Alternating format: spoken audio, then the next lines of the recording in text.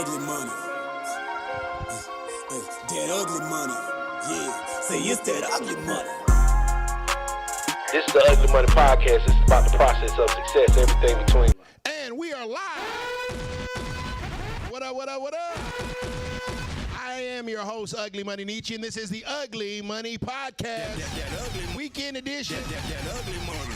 Y'all know what I need y'all to do before we get this show started. This episode has been brought to you by Goliath Phallus Elixir, the #1 all-natural male enhancement product in the country, in the world, and in the stratosphere. I need y'all to hit that like button and drop them cities and locations. Remember, you can go to GoliathXXL.com to get yours today if you want to go from zero to hero. If you want to go from grizzly bear, you want to go from teddy bear to grizzly bear. If you want to go from gummy bear to big bear, go to GoliathXXL.com to get yours today. Drop them cities and locations. Let me know where you at. Remember, all super chats will be read, discussed in full. You got something to say it with a super chat. You got a question that you want answered, say it with a $10 super chat or better, and it'll be the next topic of discussion on the show. Shouts out to Eastside Zone 6 in the building. That ugly money. Already. Indianapolis, Indiana, what's happening? That ugly money. Tennille, Georgia, what's up? Y'all don't be scared of the membership. Hit that join button, gentlemen. That ugly money. Drop them cities and locations. Let me know where you at. That ugly money. Facebook, give me a star. That ugly money. Instagram, give me a like or a heart. That ugly money. YouTube, give me a like. That ugly money. TikTok, give me a gift. Just don't put that glizzy in my mouth. That ugly money. All right, LA, Los Angeles, what's happening? I'm going back to Cali. That ugly money. Brooklyn's in the building. That ugly. Keep dropping them cities. Let me know where you at right now. That ugly money. Shouts out to Bloodline Live for me and my brother Tony Don. Laced me with this dope hoodie. That ugly money. All right, ladies and gentlemen, we got a great special guest today. That ugly money. Who's going to give us a lot of clarity and a lot of things that we've been asking for. That ugly money. He's going to explain it in layman's terms so we can we can grasp the hold of some of the questions that you guys have had over the past couple of weeks. That ugly money. Now I'm gonna attempt to cite this guy's resume because it's quite long. That ugly money.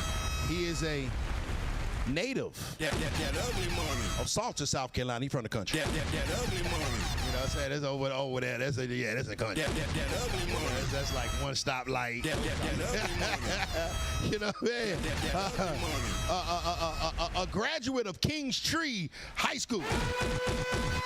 Probably the first person to ever say Kings Tree High School on a podcast. That ugly money.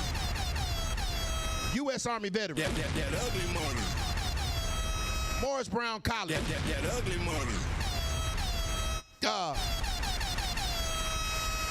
Kappa Alpha Psi Fraternity Incorporated. That ugly money. Ladies and gentlemen, y'all show your love for my lawyer partner. I get out of jail free card. One time for Cezar McKnight. That ugly money. Thank you very much, man. I tried to give you the DJ Envy intro. I appreciate it. That ugly money. All right, coming from Salter, South Carolina, the country, it's a lot of people that get locked up in small little towns like that because, you know, there's not a lot of outlets for people. Not a lot. Yeah, I'm from a small town myself, you know what I'm saying? Half of my graduating class is locked up. How did you get the mentality to not go get locked up and to get into the other side of the law? I had a very hands-on father. My parents, up until my father passed away from COVID in January 2021, my parents had been married for almost 50 years. So my dad was everything instrumental in my life. My parents were. And I had a good, solid family background. I'm not the first lawyer in my family. I'm the second one. Okay. My great-grandfather's brother, my Uncle George, was a lawyer, and he was a judge in Chicago, but I never knew him. He died well before I became so, but college was an expectation. It wasn't if you were gonna go, when you leave in here. Right. And and I went into the Army largely because my dad had been in the Army, and so I just never really, my father, you know, he reigned with a firm hand. Amen. My mom did too, so there wasn't a lot of foolishness tolerated in that house. You know what's dope about that? You say that your father had a firm hand. When we're kids, because my father was a military veteran as well, and you know, I remember that I couldn't do the things that all my homeboys could do. You know, I couldn't stay out past the street lights. I you know, the lights come on. I couldn't just hang out and do things that my homeboys were doing. And I remember sometimes, you know, the homies like, man, Phil daddy strict. You know what I mean? But it's so interesting as an adult. I thank God for that. I miss my dad every day. Amen. I find myself, you know, the whole grieving process I'm not through. And my dad didn't become my friend until I was like a real adult, like in my 40s. Right. Then it's sort of, but it was, and you know, I was telling my dad was also older. My father's part of the greatest, the silent generation. My dad was in his 80s, so there wasn't a lot of praise. You knew you were doing well if he was quiet. Right. You were good. Right. And so, you know, because I can count, and some people think this is crazy, I can probably count on all 10 of my fingers how many times I heard my father say that he loved me. But I would also hear, but what I would hear was from people who would tell me how much my father sang my praise. I'm like, my dad told you that about me? And like, yeah, your daddy did this. But for me, it was like, right. Tighten up. And so I appreciate that. I don't parent that way that my dad did because I've got a daughter. Right. It's a little different. They got us wrapped around our finger. Man, listen. It should be a crime. I'm trying to tell you. Little girls are, man, I can't say no. Yeah. And, you know, especially when they're doing, and shouts out to my daughter, Claire. I call her Lady Claire. She just got a report card, all A's. I pay $20 per A. That ugly money. Got to. So I'm out of pocket about $80 this. I'm a girl dad, man, and like last week, my daughter had a cheer competition, and man, it's highway robbery. That ugly money. It's literally legalized scamming. That ugly money. Man, my daughter comes to me, she's like, Dad, I want a bag tag. Can I get a bag tag? And I'm like, what is a bag tag? And she's like, it's a tag for your bag to let you know which competition you've been to. And I'm like, sure. It's like a keychain. Yeah, get it. And I'm thinking it's like $5, $35. That ugly money. Oh, yeah. I'm like, what does a tag do? Does a tag make you cheer better? Does a tag make you jump higher? No, she's like, well, I just want them to know that I was here. And I'm like, so the $80 book bag that I bought now has a $35 tag, and every time you go somewhere, man, they was charging $25 to get in, $20 to park. I'm like, man, am I at Magic City? That ugly money.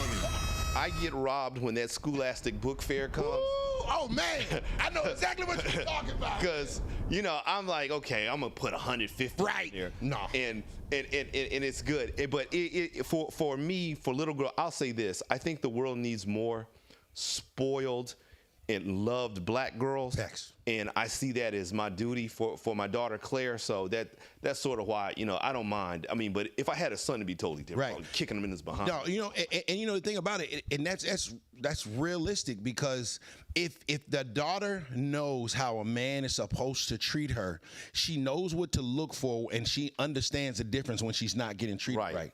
But if she's never seen an example of a real man and how a man's supposed to respect her and treat her, right. then she's never gonna understand it. So no, man, salute to you, man. Cause ugly money. girl dads, man, we It's rough out here. Hey man, it's expensive. That ugly money. Now you went into the military. Yep. What was your MOS? 54 Bravo, nuclear, biological, chemical decontamination specialist. So you enlisted or you went officer? I enlisted. I went in Fort Leonard Wood? Is that Fort Leonard Wood? No, that's Fort McClellan. Okay. I went what they call split option. So the summer between my junior and senior year of high school, I went to basic, came out, finished my senior year, and then the senior year between my senior year and my first year of college that summer, I went to AIT. Dope. So that's what I did, and I did the reserves for 8 years. Okay, cool. I was in for 8 years. You didn't have to deploy, did you? No, I missed the first Gulf War, and then I missed 9/11 because it was 91 and 99. Lucky guy. I didn't have that. I didn't have such luck. They sent my butt over there. That ugly money. They sent my butt over there. A lot of people, especially young people, you know, there are some countries that you have to serve a minimum of 2 years in the military. And me being a veteran, I do not see that being a terrible thing for the United States to indoctrinate when I see so many troubled youths that just seem like they have no direction or purpose. What's your take on that? Should they bring that back?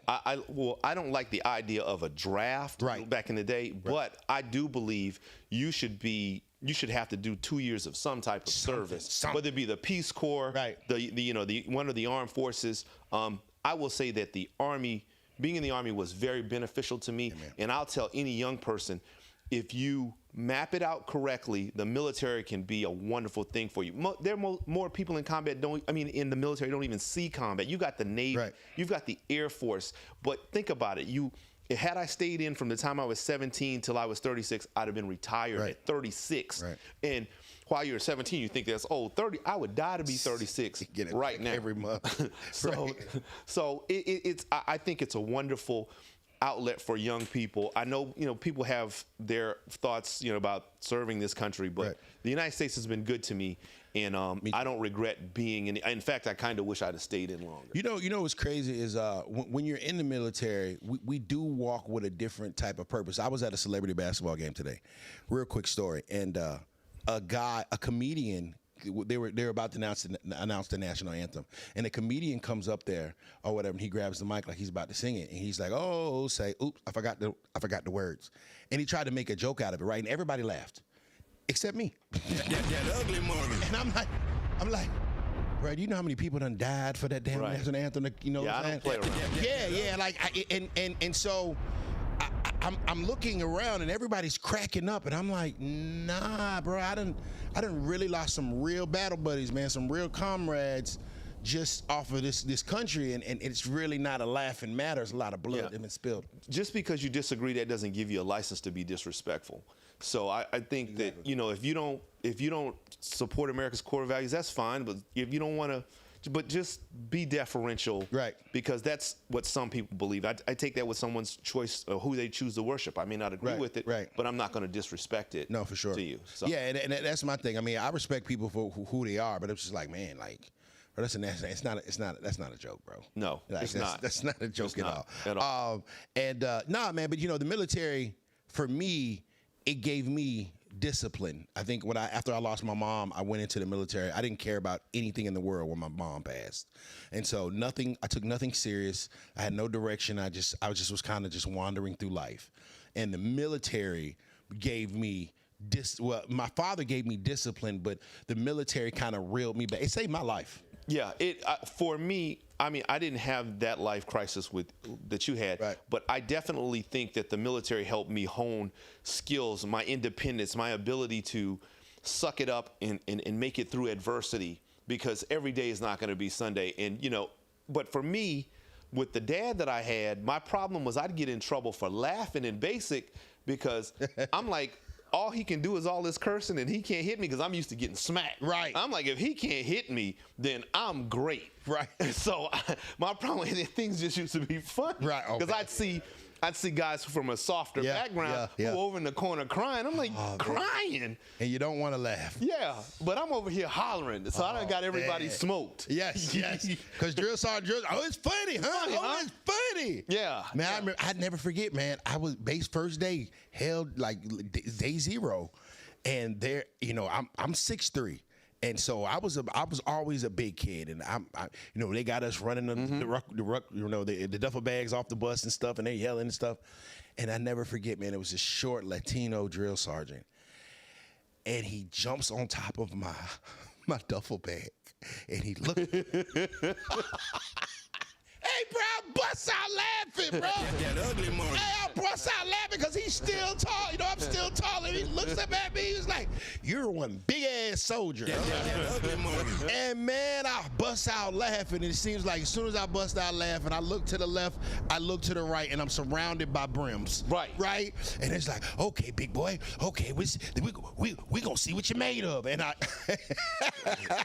yeah, you definitely don't want to laugh on basic. No. And it's like, for me, when I was in basic training, my problem was laughing, and I was good at imitating drill sergeants and our company commander. So they set me up. I'm going to tell you how they set me up. They got me in front of the entire company, and I'm just doing our company commander. I got everybody rolling. 2 days later, we end up at the gas chamber. Ooh-wee. So I'm in there. I done took off my protective mask, done everything, and I hear a voice say, "Stop, Private." And I'm like standing at attention. It's the captain. He said, "Take your mask off." I take my mask. He says, "Imitate me now. Imitate me now." And it's just him and the other cadre of drill. And I'm in there snot, crying, calling on Jesus. Yeah. And everybody else was outside and recovering. I ran out there last. just crazy. So yeah. I mean, I loved. I loved being in the Army. I keep in touch with my battle buddies and people from my platoon, and it's good to see them doing well. And there's not a day that I don't find myself saying something that my drills, like when somebody is late or moving slow, I'm like, "You're moving like pond water in February." Come on, man. That's me. Come on, all man. day long. Come on, man. My dad used to tell me, pay attention to detail, and I never understood it. Right. Till I got the basic training. Close attention to detail. And I remember my dad used to always say to me, like, "What does he mean? You got to pay attention to detail, son." I'm like, "What are you talking about?" Till I got the basic training. Pay attention to detail. Teamwork is the key. Pay attention to detail. And I'm gonna tell you something. Let me tell you something else. As a kid, I used to beg my father to take me camping. Right. As a daddy, take me camping. "I don't want to go camping." Nope. And I said, "Daddy, why?" He says, "When you go in the Army one day, you'll understand. And right now, you couldn't trick me to sleep outside." I'm trying to tell you, dog. I'm good. The Russians got to come for me to get. Hey, man. Hey, for those guys that never had the chance to be in the military, it's a kind of if you know basis. Right. You kind of build a certain camaraderie when you slept in a sleeping bag on a cold floor. Actually, I slept in the snow. No. So military, and then we go Morris Brown. Yep. Right here in the A, right? Yes. Studying law. Well, my major at Morris Brown was paralegal studies. Right. Yep. What was, because see, I've been to a regular university, and I did one semester at Virginia State University, which is HBCU. Talk to me about the HBCU experience, and for those people that have never encountered it. Quite frankly, being at Morris Brown is probably the most pivotal event in my life. So you got to think, I went from Salters with no stoplights to Atlanta, and I'm as country and as green as they can. I mean, I should have had on a shirt that said, "Rob me, rob me." I mean, I just had no idea. And the friends that I made from all over the world and all over the country that took an interest in me. Like, I bought a pager, and I'm wearing the pager the wrong damn way. My friends from Detroit. Trying to be cool. Yeah. My friends, come here, Cezar. Turn that damn page around, put it, and at the time, you remember, you used to wear a T-shirt, and you used to always have a white T-shirt under it. Come on. My country ass just had a raw-ass T-shirt on. Oh, yeah, you country. Right. And my boy would pull me to the side and say, "Come here. You got a white T-shirt?" I said, "Yeah, come in your dorm room. Don't you ever let me see you out here again like that." But beyond that, He was raw dogging the T-shirt, yo. Raw dogging a T-shirt. You gotta know. You gotta just funky. You had to be there to understand. You had to be to understand. But the professors, the faculty, the people that loved in me. I had a professor, and his name is William D'Souza Shepard. He's Attorney Shepard. He was my paralegal studies advisor. And I'll tell you this quick story. My grandfather came with me to school, and he said, "Son, I'm gonna buy you a suit." I said, "Well, let's go to the mall, Granddaddy." I took my grandfather to the West End Mall to buy me a suit. The suit I bought was teal green, and it had like a purple and green tie, and I thought I was dressed to the nines. Thought you was fly. So I'm going to audition for the mock trial team, Morris Brown's mock trial team. Right. So I'm auditioning for the mock trial team. I make it. Right. The next day, Professor Shepard says, "Hey, dress like a lawyer." So I got on my greens, and practice goes well.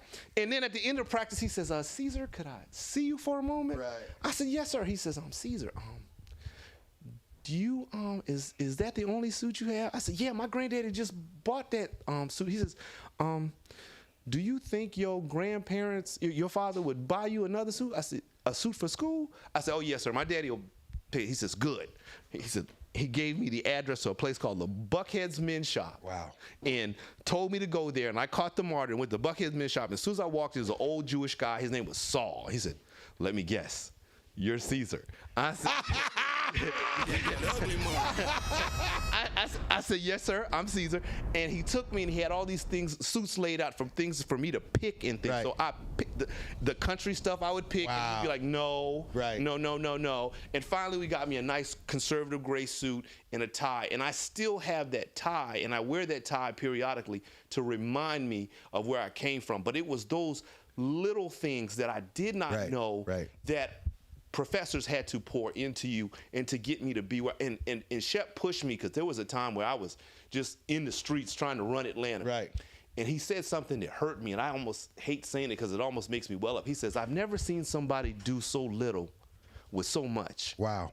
Wow. And when he said that to me, it lit a fire under me. And I went from dang near on academic probation to honors, to the point where my dad called me and says, are you changing grades or something? I said, what are you talking about? He's like, we got your report card. There's an invitation in here to Honors Day. So I needed that. Right. And the things that Shep taught me in undergrad, like the rules of evidence, things you don't even learn in law school, I already knew. Wow. And it helped me run circles around people in court or do whatever. So I owe everything to my experience at Morris Brown College. Everything. That's how Morris Brown. That ugly money. I've always wondered, is there a certain level of talent that goes into being a lawyer? Talent. Well, Because like, let me expound. Johnny Cochran was known to get people off, to be able to find a way to create this reasonable doubt.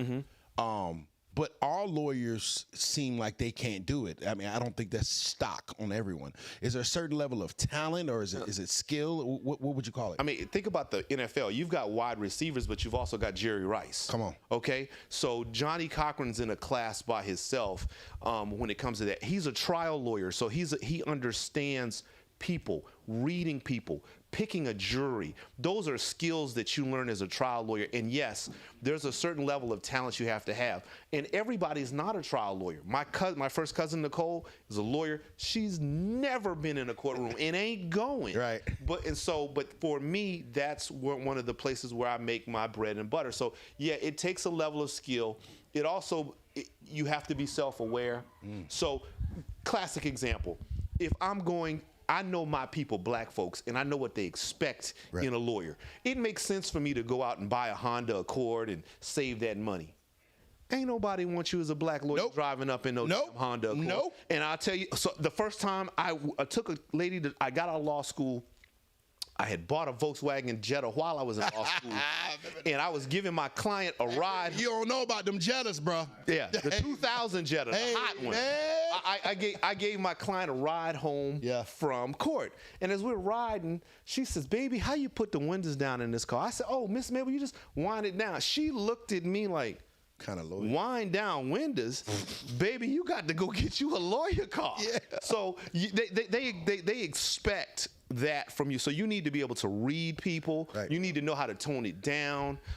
When I'm getting ready to go to trial, I get to court maybe 2 hours before the jury shows up, and I want to sit in the parking lot and see what they drive up in, because your bumper stickers are going to tell me, all right, that's a Trump person. Wow. Or I want to look at what they're driving, what they're doing. Is there a juror that walks in with a book that's reading? Just any of those things. Or when I get the juror returns before we go, I'm looking up every juror, Googling their address, seeing where they live, looking at their house, because you need to know how to talk to people, because if the jury doesn't like you, it's going to be a problem. So sometimes I know I got to go in blinged out. Come on. Rolex. Yeah. All this. Other times I know I got to be very subdued, very stoic, particularly if I go into a more folksy part of South Carolina. Trust me, we know what you're talking about. Right. And then you also need to know that one thing I had to learn very early on, everybody knows you're smart. You don't have to talk like you're smart, because it's demeaning to people. I don't have to prove. The fact that I have ESQ period at the end of my name says that I'm educated. I don't need to rub that fact in anyone's face. And so when you learn that and you learn how to talk to people, you get those skill sets, you're able to do that. But I think the best thing about lawyers any lawyer is their ability to recognize an issue, not necessarily have the answer, but to realize what issues are before you. Wow. That's the biggest thing. They're reading people. I mean, it's almost an art. It is. You know what I'm saying? To be able to see, I gave my daughter this advice. I was like, if you know what people want, you can get whatever, or what people want or what people need, you can get whatever you want out of them, because all you have to do is just put whatever they want and need in front of them, and all you have to do is watch and be able to see how you can provide value for that person. And it seems like with law, you know, you studying, like, that's kind of cool to look at the people's bumper stickers and like actually study the people that are in the jury or whatever, just to see, you know, who you're dealing with and which angle you would come in. Because I mean, if you got a 27-year-old black female versus a 67-year-old white man, there are different tones, and there's definitely going to be a difference. You got to learn how to, like, I'll give you a classic example. Older white people.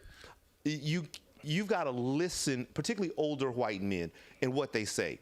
If an older white man calls me son, I am not offended by that, because to them that's a term of endearment. Right. The problem lies with the boy word. If they're calling you son, they are seeing something redeemable in you. And so I'll give you a quick example of reading the jury. My second case prosecuting, guy charged with beating up his girlfriend. He's married to a white woman and got a white girlfriend. Hears that the white girlfriend is cheating. He comes home and beats her with a belt buckle and all these things. And so what's my ideal juror? Who am I going to put on this jury? You know who I'm putting on the jury? I would try to get some guys. I would think. Negative. I want to convict him. I want as many black females as I can. Oh, yeah. You're trying to convict them. You're not trying to get them off. I want all 18 to 35-year-old black women that are single. They mad. Because not only does he have one white woman, he's going up the road. He got two. Yeah, he's going and I could just tell. Oh, that's petty. That's petty as hell. After I did my opening statement, I saw them turn sideways like this. And look at him. I said, yeah, it's a long day here for you, buddy. Hey, man. Poor Gerard. Hey, Gerard, you came across the wrong lawyer. Well, on the wrong side. Oh, man. How bad are public defenders? There are some I know some very good public defenders, and shouts out to Virgil Barr in Williamsburg County, where my practice is. He's so good that people are just signing up for the public defender and not really hiring outside counsel. He does a good job. So it depends.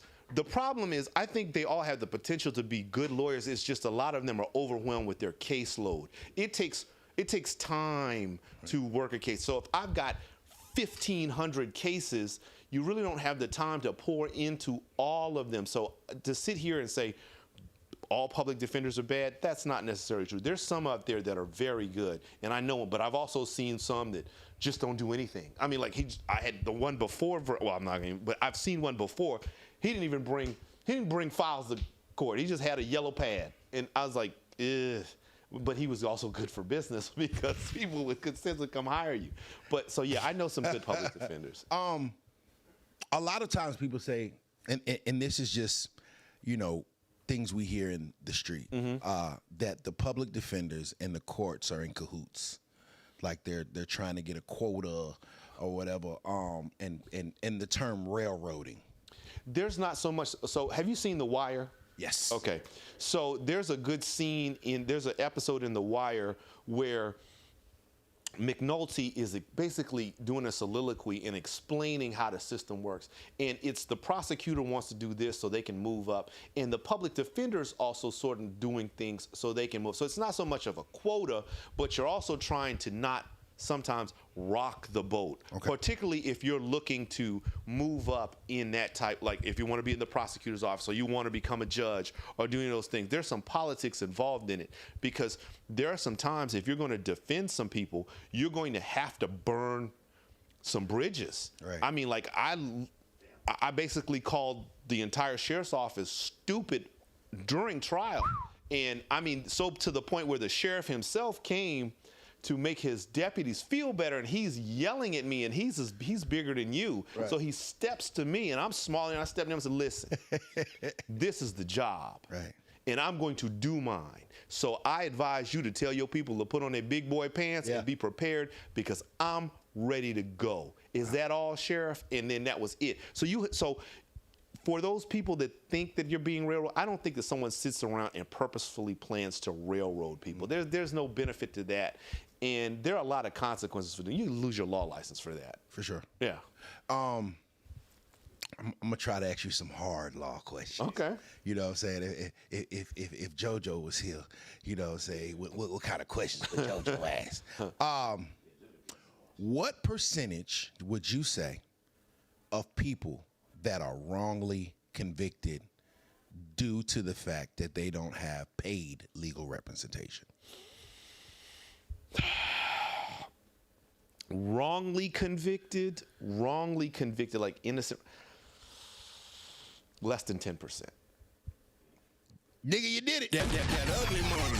Y'all niggas did it. That ugly money. You did it, boy. That ugly money.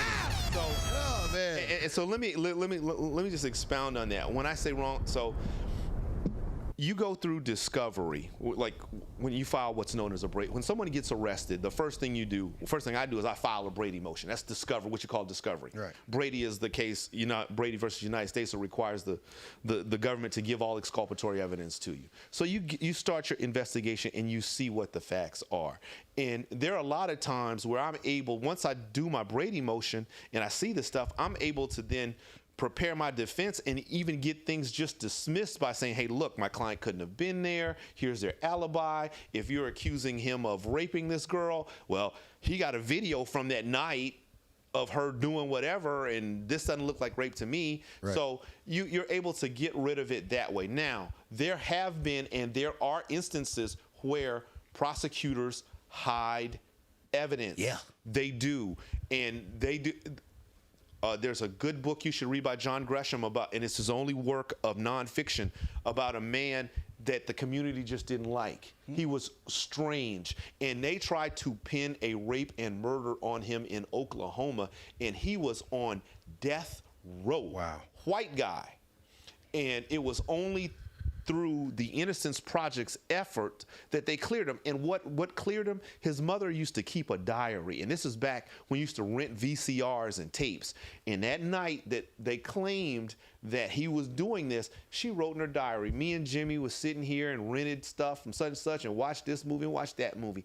And they gave that to the prosecutor and he hid it. And that guy almost died. It happened like the book came out in about 2007. When I read it and the prosecutor was still on the bench, I was so pissed by that. I wrote him a letter like, how dare you? You should turn in your law license. You should be disbarred for that because, I mean, I just don't get it. So do you think that, because, we just came from a super huge trial with Young Thug, Diddy. You mean that mockery of the Young Thug trial that Fonnie Willis did? We're going to get into it. Yeah. that ugly money. And prosecutors, do you think that prosecutors may know that this person is innocent and they still are trying to put a case on them? I've been a prosecutor and I've had an opportunity to prosecute someone that I hated, and the facts weren't there, and I said, no, we're dismissing. I mean, because it's a small town. Right. So are there instances where prosecutors do what you just described? Absolutely. But I think I think it's the exception and not the norm. I really do. But I think also, too, in cases that are big, and I know we're going to talk about young, people are trying to make a name for themselves. Trust me, had that trial gone south and Thug got found guilty of murder, you'd have had every woman lawyer that was the prosecutor held up as being this great thing of, so, yeah. And I think people oftentimes, because of the publicity, they want to go a little harder than they should. Sure. But I by and large, at the end of the day, I have faith in the justice system. Amen. I do. Well, great segue. Let's talk about Thug. That ugly money. Is it's dope asking him this, right? Because I used to ask the rappers this. Do you feel? Are you familiar with Gunna? Correct? Yeah. Do you feel what Gunna did is considered snitching? No, I don't, because I don't see. Okay, so snitching. I'll give you an example of snitching. Let's say me and you are in here cooking up crack, right? We went and cooked it up. We rocked it up, ready to go. Got it broke down in our pieces, with $50 bags, $20 bags, whatever. And they kick, Red Dogs. Shout out to the Red Dogs. Yeah, I remember that. Kick through the door, jam us all up, and then I in turn go and cut a deal with them to say, I'm gonna put all this weight on you, and rather than me getting that 30 years too, I just get 5.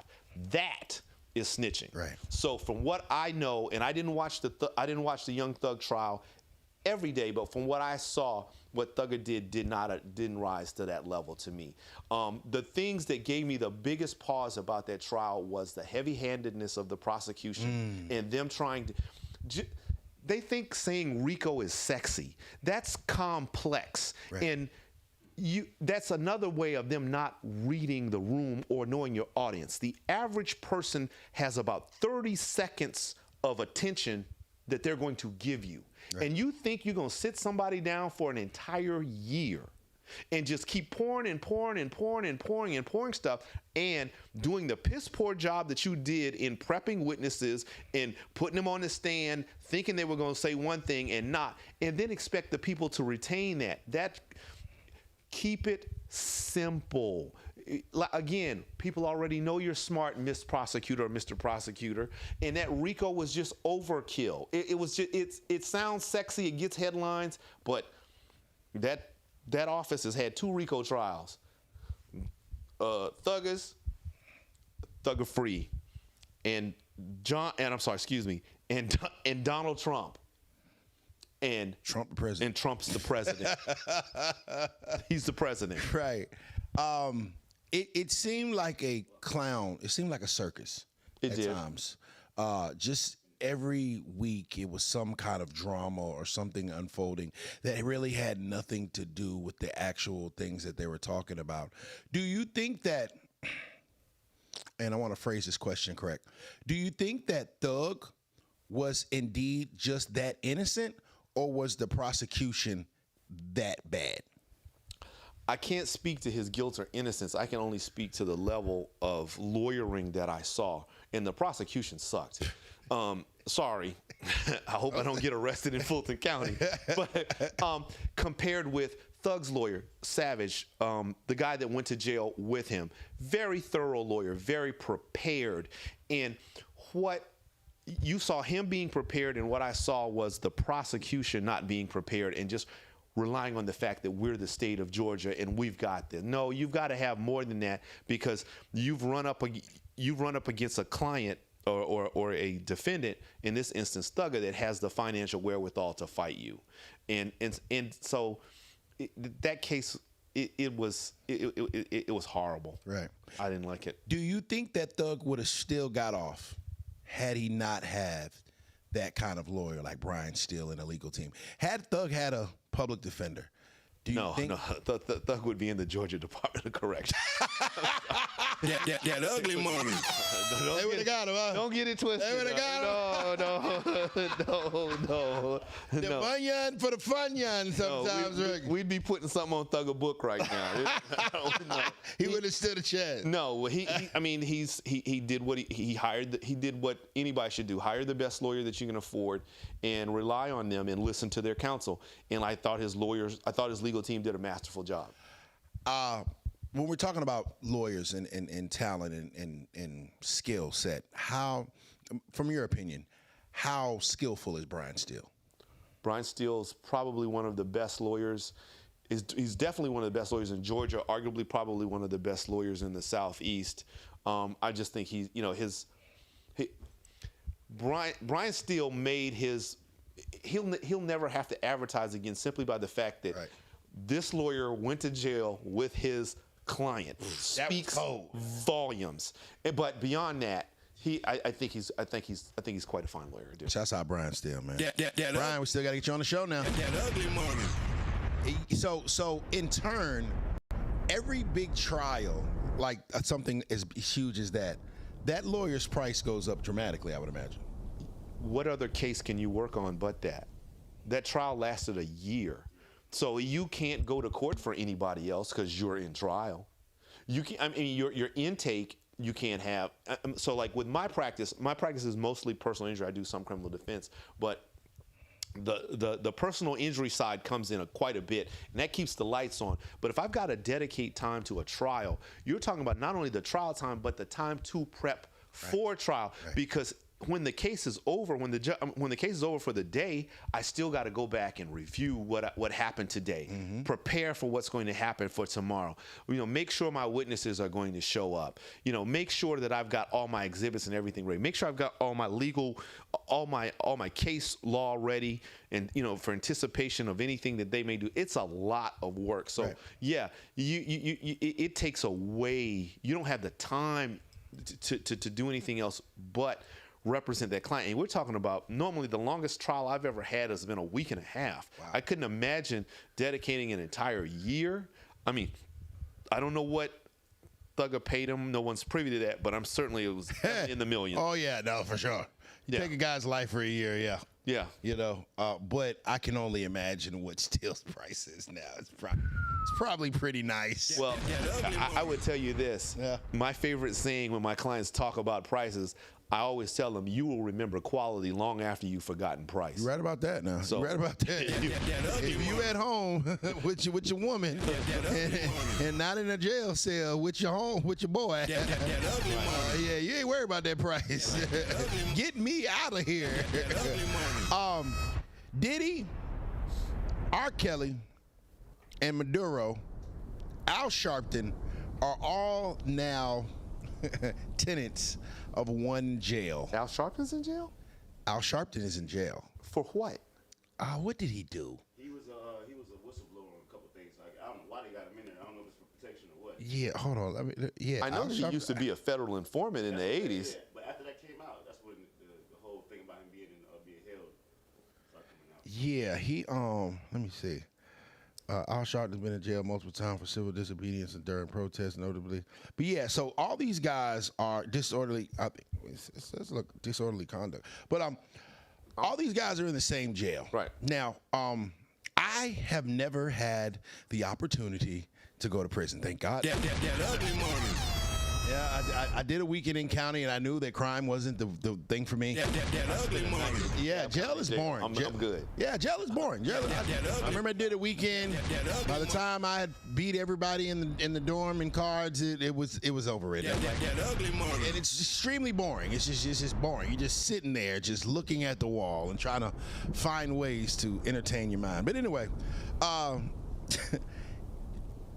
Diddy has recently yet again tried to work himself or get himself time off. Mm-hmm. Is there a way, or do you see a way that Diddy could find a way to get out early? So none of us got a chance to see the trial because federal trials aren't televised. So in order for you to actually see the trial, you have to be there. Right. But from the reports that I got, I think that the conviction will stick, but I think what Diddy did during trial was masterful. Well, what do I mean by that? I think the prosecution in Diddy's case got very cocky because they relied too much on that Cassie video. Yeah. And their other big mistake is they didn't sequester the jury.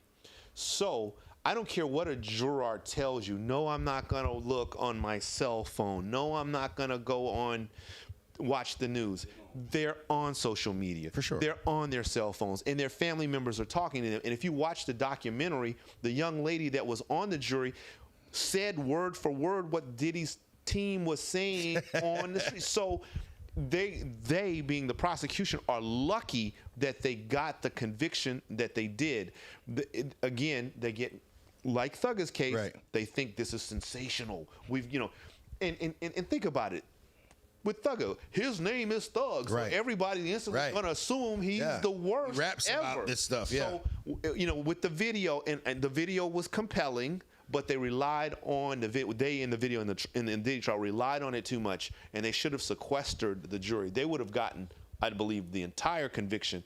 But do I think Diddy's going to get out before he does his sentence? I don't think so. I think this is barring the president pardoning him, and I don't think the president's going to pardon him. Yeah, no, yeah, Diddy was definitely not against Trump. Yeah. But so Diddy got accused of a RICO as well. Right. Do you think that the reason why they weren't able to pin serious time on him was because they kind of overstepped or tried to overcharge him? No, yes, again, RICO's sexy, and it also takes a lot of work. So you got to understand too, they're playing chess in that we're going to give him all these charges, we're going to make his team work. Right. And normally a regular person, a RICO charge is going to kill him because they don't have the financial wherewithal to hire a law or put together a legal team that can fight a RICO charge. Right. But in this instance, you did. He had world-class lawyers, and again, he had his own publicity machine out ginning up, putting their narrative forward, and it got to the jury. So I believe if you keep it simple, charge what you can, but when you get exotic, it runs off. Yeah, if they had charged him with domestic violence, I think that would have been a shoo-in. He was guilty of that. You know what I'm saying? It was pretty clear, whatever. Right. And the internet lawyers, were all saying like, well, he domestically, violated her. He did. But that wasn't what he was on trial for. And they couldn't try him for that because it was a California charge. It was a state charge, and I think the statute of limitations had already run in California. They had enough to get Diddy on some serious things, and what he's convicted of is serious. I don't care what it is. That man is going to, would he get a 5-year sentence? Right. He's got to stay in federal authority. That's a lot. And for someone, and the thing about it is, doing time is harder on you the older you are. If you're 18 and you got to do 5 years, that's fine. If you're 50 plus and have to do 5 years, that's like doing 50. Right. So, yeah, he's got something meaningful, but I don't see, barring something glaring on appeal, like some evidence they didn't turn over or what have you, I don't see Diddy getting out unless he's free. Man, free Diddy. That ugly money. He didn't say it. I did. I said it. A freako is not a RICO. Wild guy, but Tory Lanez was in the news as well, trying to appeal his situation. Do you think that Tory Lanez is, because see, in his case, it seems like his defense was kind of lackluster versus the prosecution, because at least from what he's saying of, that he didn't do it, did his defense team drop the ball? There's an old adage that we have in the law that says, how did the fish get caught? He opened his mouth. Tory talking on the jailhouse phone, saying, tell her I'm sorry, and all is basically an admission. And I stress this to my clients all the time. I know you're in jail. I know you want to go out. Get out. I know you feel lost, but do not talk on that phone because they are recording and listening. So you've got Tory accused of shooting someone, and the evidence is clearly there. And I know everybody talks about, there was no gunpowder residue. It is possible to fire a gun and not to have gunpowder residue. And so what he's talked himself into the jail, and even if they find a reason to give him a new trial, it's going to be harmless error because he's admitted to it. It's a problem. It's a real problem. Do you think that if Tory Lanez hadn't got on that phone, he'd be a free man? I think there's a good chance he could have been, because guess what? His strategy of changing the public perception is very powerful, and it worked. Oh yeah, it was work. I'm Team Tory Lanez. Yes. I just know he didn't do it. Right. And had he not, and I firmly believe there's a good chance for him to be acquitted if he didn't talk on the jailhouse phone. He shouldn't have been talking on that phone. Free Tory Lanez. That ugly money. They can keep R. Kelly though. That ugly money. I'm a girl dad. That ugly money. Yeah, you're a girl dad, but let me tell you something. If there was if your daughter was supposedly held up in somebody's house, you wouldn't be walking around outside talking about, I don't know what your daughter's name is, Sarah, come on. You'd be like, hey, I'm coming in there. Yeah, for sure.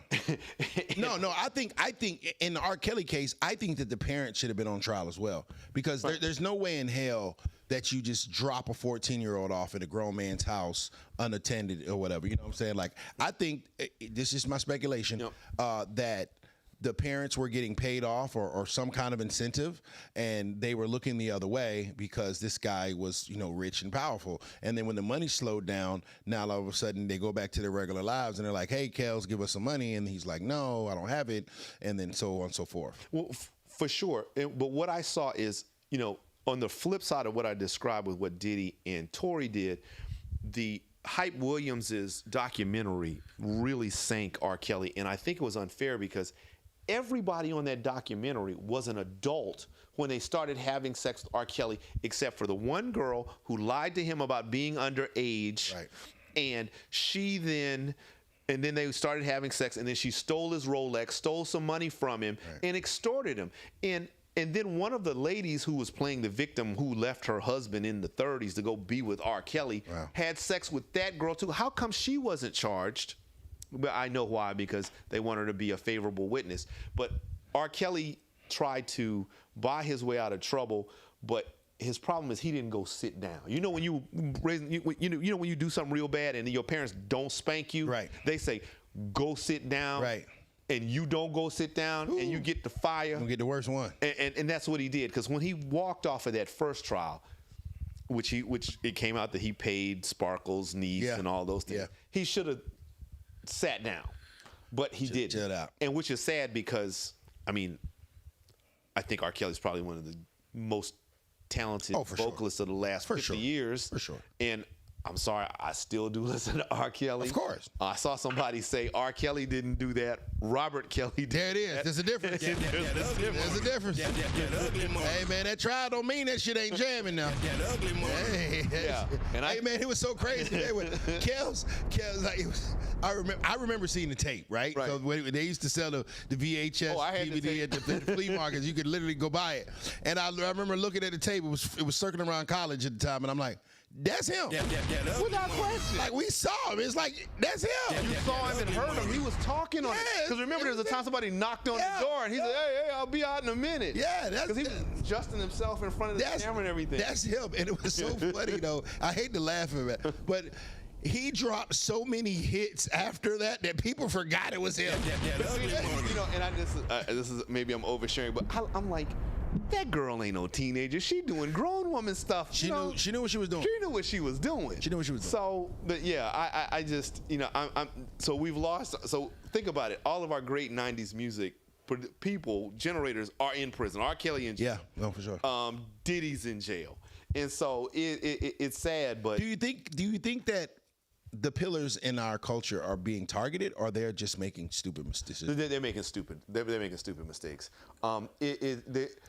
Why would you target those people that are generating billions of dollars? I mean, hip hop and R&B are the genres that generate the most money now. Right. And so no, these people have just done some stupid stuff. You think it's like the money and the power and the fame makes them think that they're above the law? Yeah, everybody, man. You think about when you get a few dollars in your pocket and you feel how good you feel. I gonna buy this motherfucker. Yeah. Go buy this club, nigga. Right. So you're like, what? Who? Yeah. You walk. I'm not begging. I'm buying. That's your whole attitude. So yeah, I think all of us have a level of ego that'll be stroked, and we sometimes become invincible. Right. Or think we're invincible, and we have to learn the hard way that we're not.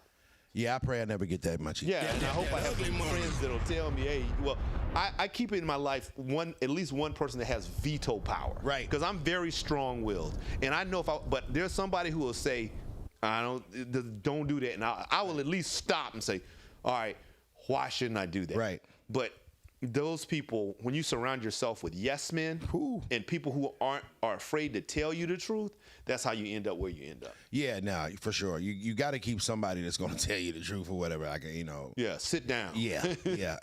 And I applaud my partners that do that with me. You know what I'm saying? Like, well, Nietzsche, you don't want to go too crazy on that, because that might be because when you're in it, you're not seeing you're just seeing the good of what could happen. You're not seeing what bad could happen or how it could boomerang on you. So right, tough titty for Kels.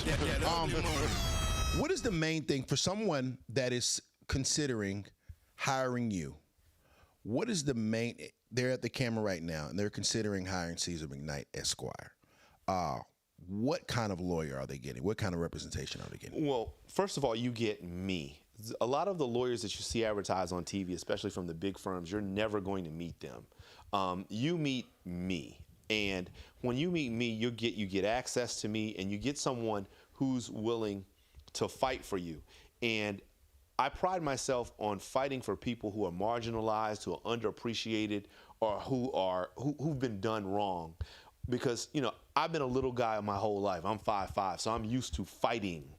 So you get someone, when you bring your case, I'm not just going to try to settle your case and get the money. I'm willing to go to trial and file a lawsuit, work it, and win. Amen. That's what I'm committed to doing. So you get me, you get my staff, and my staff keeps me humble. I can be a little abrasive. I'm working on me, but I let my paralegals, keep me grounded. But you get my focus, you get my 20 plus, how long have I been practicing law? I've been practicing law since 2002. So that's 24 years. You get my 24 years of experience. You get the fact, especially in South Carolina, that I used to serve in the legislature. And as a legislator, we're the ones that elect the judges. Right. So when I walk into a courtroom, that judge knows me. Now, does that mean that judge is going to do something underhanded? No. Does that mean I'm going to get in? No. But what it does mean is the judge is going to be deferential. They're going to listen. And if it's a ball and a strike and it's kind of close, it'll come over to us. There it is. So that's what you get. Pretty much in a nutshell. Amen. That ugly money. Might be able to get that warrant off of me from South Carolina. But my biggest focus are car wrecks. Last year, the biggest case I ever settled, I settled for $3 million. That was, unfortunately, someone or some persons got killed by an 18-wheeler. So, but the bulk of my practice are people who've been hurt in a car wreck. So the first thing they ask me is, what's my case worth? And every lawyer's gonna say this. My first answer is, I don't know. Why? Because there's certain things we need to know to determine your case's worth. First, we need to know what kind of coverage the people had. If someone gets killed by someone and they only had $50,000, $100,000 coverage, that's all you're going to get.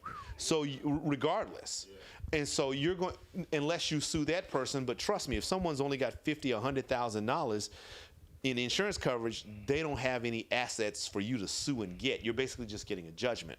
So I need to know how much insurance cover they've got. The other thing I need to know is what your medicals are, your medical bills. That's going to be the greatest driving factor of what you're going to get. So when I know what your medical bills are, and then it's you as a client, I view things in a worst case scenario as if we go to trial. If you're a person that I can make likable, you ain't got to be fancy. You just got to be you and be somebody that a jury can identify with. I can swing for the rafters all day, because really all I have to do is step out of the way and let the jury see you. Right. And they'll identify you. They'll connect with you.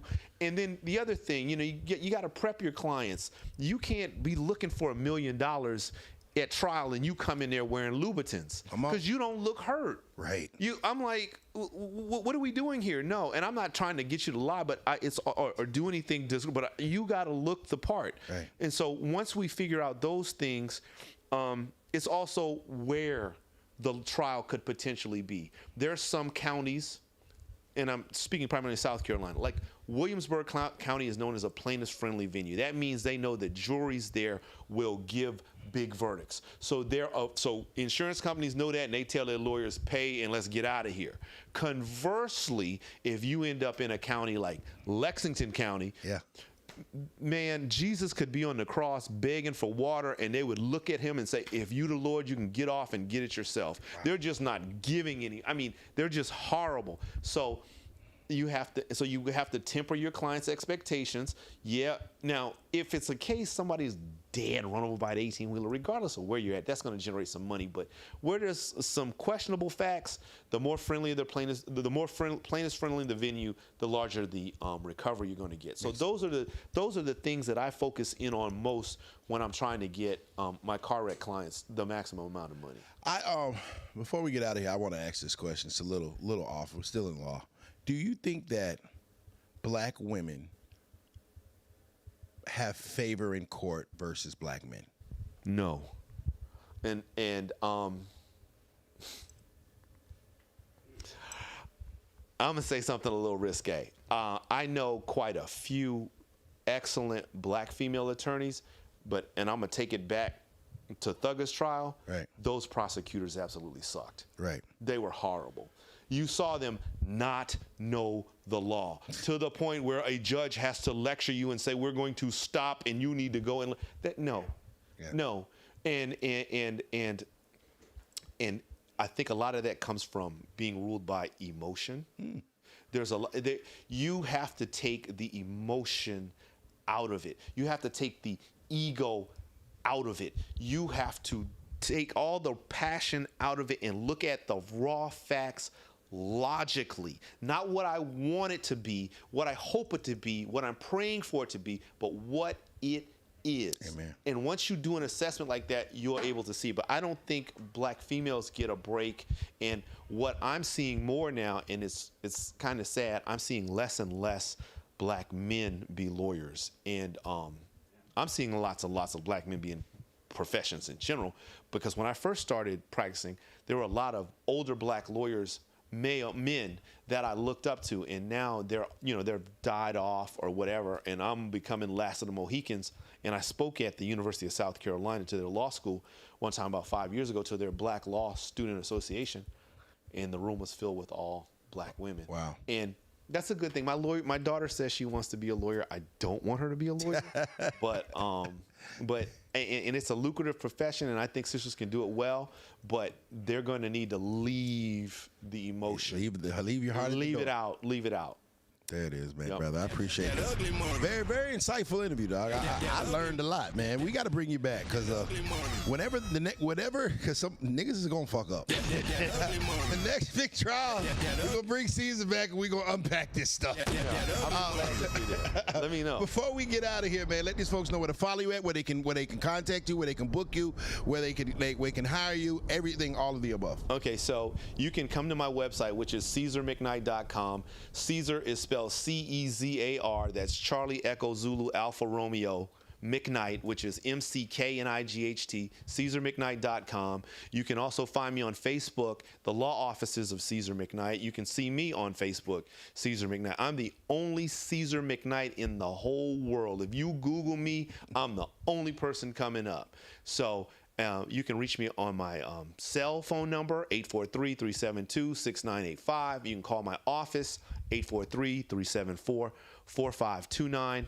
And give me a call. I'll be glad. All my consultations are free. And I do practice sometimes in the state of Georgia. You've been hurt in a really big car wreck in Georgia, you can come hire me. I'll be glad to come here. I've done some extensive criminal work in Georgia, especially in Greene and Taliaferro counties, back when crack was big. I know about Greene County, man. I-20 used to be on fire. I'm in Greene County right now. Free short. Should have hired Cezar, bro. So give me a call. I'll be glad to help you. And the other thing is, I will tell you the truth, even if you don't like it. I'm just not going to just tell you something you want to hear just to get your money, because it does me no good, because I want you to be happy. Amen, brother. Hey, man, this was a pleasure. I really enjoyed this episode being brought to you by Goliath Phallus Elixir, the #1 all-natural male enhancement product. Go from zero to hero. Go from little bear to big bear. Go to GoliathXXL.com to get yours today. Remember, the bigger the dream, the bigger the risk, the bigger the payoff. This has been the Ugly Money Podcast with Cezar McKnight. That ugly money. That ugly money. That ugly money. That ugly money. Yeah. Say it's that ugly money.